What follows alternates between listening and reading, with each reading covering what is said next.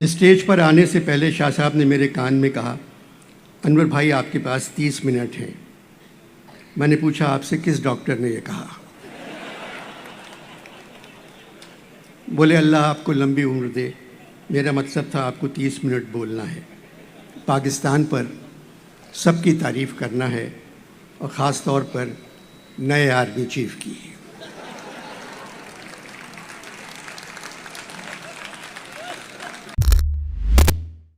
मैंने कहा, शाह साहब, आसिम मुनीर साहब की तारीफ़ तो सब कर रहे हैं, फ़ौजी भी, उनके दोस्त भी, उनके मोहल्ले वाले भी, नेक, शरीफ, नमाजी, ईमानदार, बहादुर, अपने पेशे से मोहब्बत, वतन की इज़्ज़त, परचम की कदर। उनके एक पड़ोसी ने टेलीविज़न पे कहा, मेरे साथ गिल्ली डंडा खेलते थे। अब फ़र्क हो गया है, गिल्ली पड़ोसी के हाथ में है, डंडा आसिम मुनीर के हाथ में आ गया।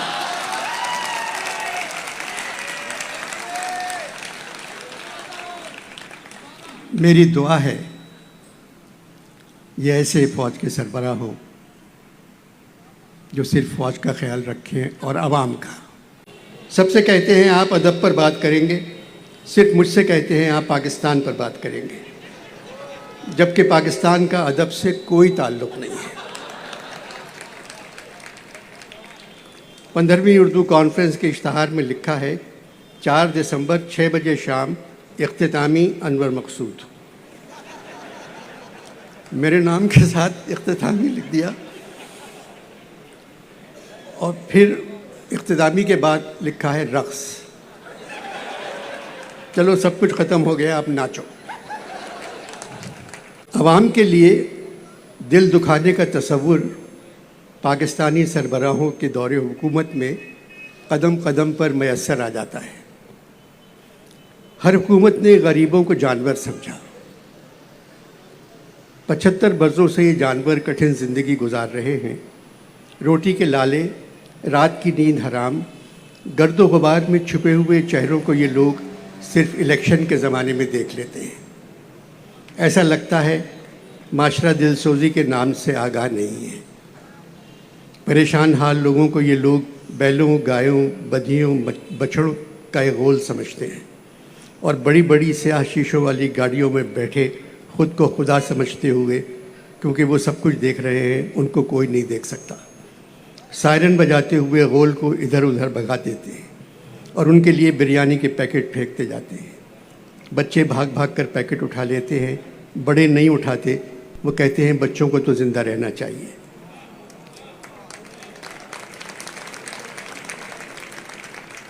इन मनाजिर का असर भी सियासतदानों पर नहीं होता। गाड़ियाँ गुजर जाने के बाद लोग खामोशी से वापस चले जाते हैं, जिस तरह जनाजे का खामोश जुलूस दफन करने के बाद घर लौटता है मायूस होकर। 75 बरसों से हम इस तरह के मंज़र देख रहे हैं। भाई, कितना कमाओगे, कितना लूटोगे, कितना झूठ बोलोगे, कितना अपने ऊपर खर्च करोगे? गरीब तो अब कहते हैं, कोई ताकत ही नहीं आपकी ताकत के सिवा, कुछ बचा ही नहीं मेरे लिए जन्नत के सिवा। गरीबों के लिए खाने पीने, बावर्ची खाने को चलाने के सिलसिले में हमारे वज़ीर आज़म 6-7 मुल्कों के सरबराहों के सामने हाथ फैला चुके हैं। गरीब कहते हैं, हमें बदनाम ना करें, अपने लिए मांगें। बाजवा साहब ने अपनी अलविदाई तकरीर में कहा था, फरवरी 2022 फ़ौज ने फ़ैसला किया है कि वो सियासत से परहेज़ करेगी। बहुत अच्छा फ़ैसला है।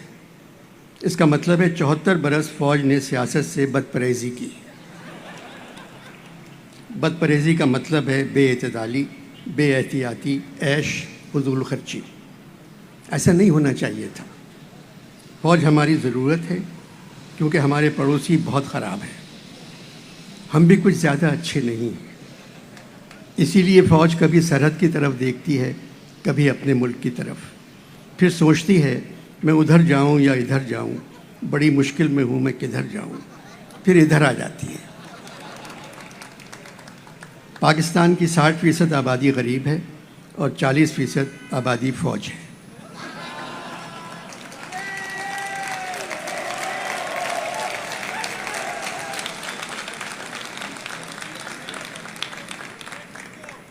अमीरों का पाकिस्तान से कोई ताल्लुक़ नहीं। वो अपने बच्चों को मुसलमान करवाने भी लंदन भेजते हैं और कहते हैं यहाँ मुसलमान होने की सहूलत नहीं। बेरोज़गारी, बदहाली, महंगाई, परेशानी, पशेमानी, उदासी मुल्कों पर बादलों की तरह छा गई है।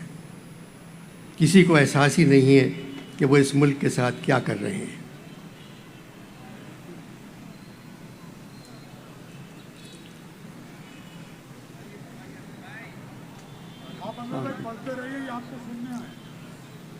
शाह साहब, ताल्लुक़ MQM से है, मैं कैसे पढ़ते रहूँ?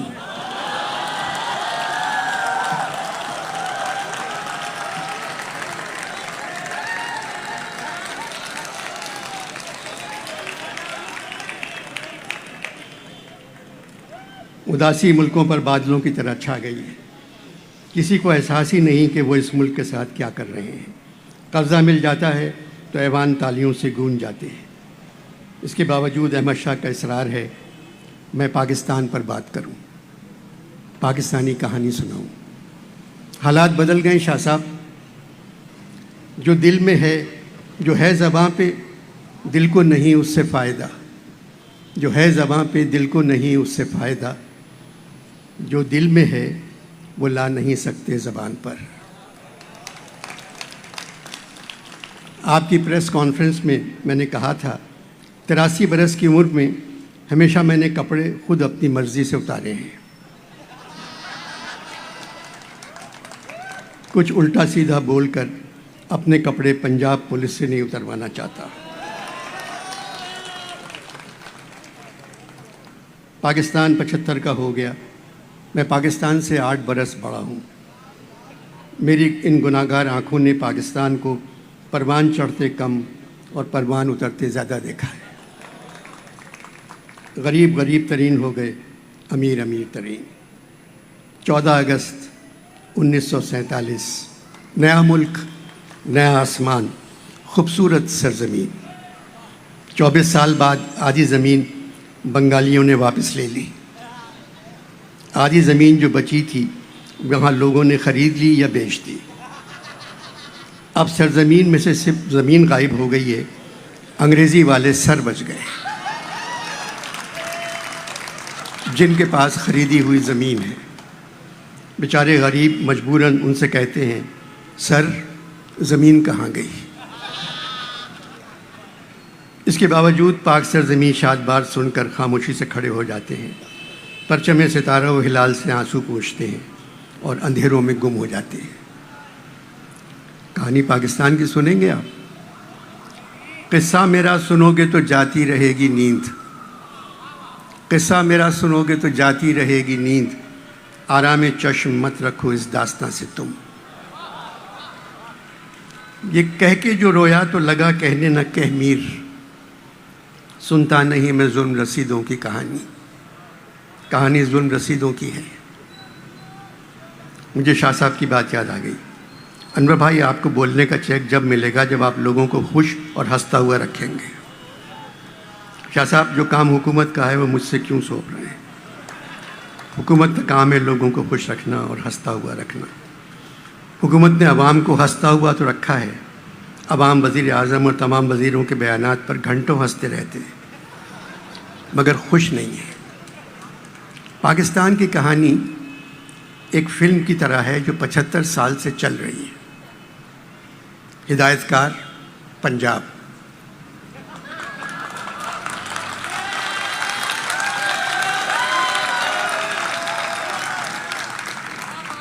हिदायतकार पंजाब शूटिंग बलूचिस्तान में हुई है।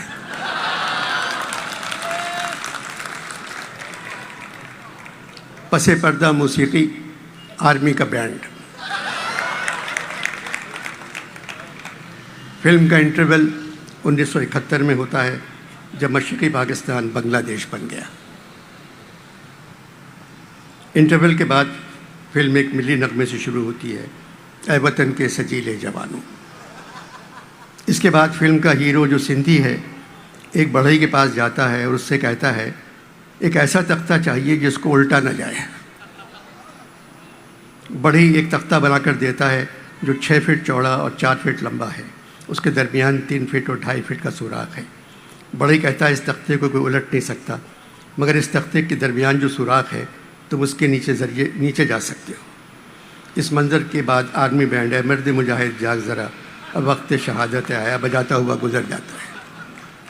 फिल्म के आखिरी मंज़र में एक आदमी अमेरिका से पैसे मांग रहा है, चीन से पैसे मांग रहा है, बरतानिया से पैसे मांग रहा है, सऊदीया से पैसे मांग रहा है, यूएई से पैसे मांग रहा है और कह रहा है अगर तुर्की से कर्जा मिल गया तो कसम खुदा की आप सबके पैसे हम वापस कर देंगे। एक छोटा बच्चा आता है और वो आकर एक शेर पढ़ता है, खुदा से मांग जो कुछ मांग ना हो ऐ मुफलिस, खुदा से मांग जो कुछ मांग ना हो ऐ मुफलिस, यही वो दर है कि ज़िल्लत नहीं सवाल के बाद।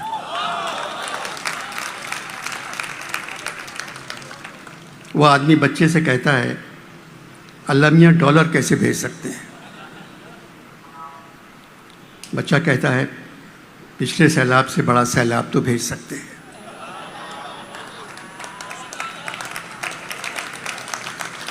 फिर आपके दामन में डॉलरों की बारिश।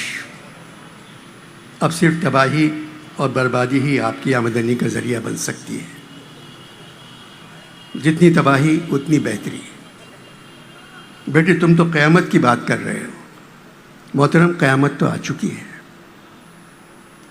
उसकी निशानियाँ पता है आपको क्या हैं? जब बुरे लोग अच्छे लोगों पर हुकूमत करने लगे,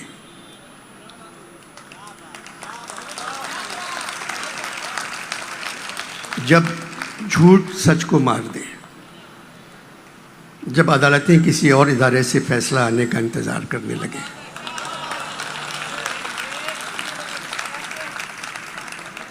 जब मौलाना वतन की माओ बेटियों और बहनों के लिए गंदी ज़बान इस्तेमाल करने लगे, जैसे उनकी माँ नहीं दोनों बाप थे।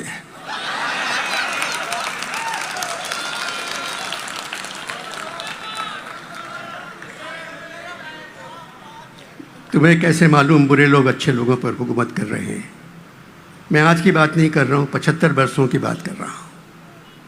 सिर्फ बच्चों की तालीम पे ध्यान दें। एक यूनिवर्सिटी के बजाय 100 स्कूल खोल दें। बच्चों के हाथों में किताबें दे दें ताकि मुस्तक़बिल में ज़्यादा अच्छे लोग अच्छे लोगों पर हुकूमत कर सकें। अच्छा ये बताओ बेटे, हम इस मुल्क को किस तरह ठीक कर सकते हैं? अलिफ बे वाले कायदे से पे और एन निकाल दें, फिर जो मर्जी आए वो करें। एन निकाल दें, एन निकाल दें से क्या होगा? जब आप कायदे से एन निकाल देंगे तो अस्करी गायब, उरूज गायब, अदालत गायब, अजाब गायब, इज़्ज़त गायब, उरियाँ गायब, ऐश गायब। अच्छा बेटे, और अगर पे निकाल दें तो पब्लिक गायब, परेशान गायब, पार्लिमान गायब, पेशी गायब, फिर मांग गायब, पशेमान गायब, पामाल गायब, पाकिस्तान गायब। बेटे कुछ और बताओ। मैं आज के पाकिस्तान की कहानी सुना रहा था। सब सरगुज़िश सुन चुके, अब चुपके हो रहो। आखिर हुई कहानी मेरी, तुम भी सो रहो। नाम तो बता दो बेटे अपना। मेरा नाम मोहम्मद अली है। लड़का गायब हो जाता है।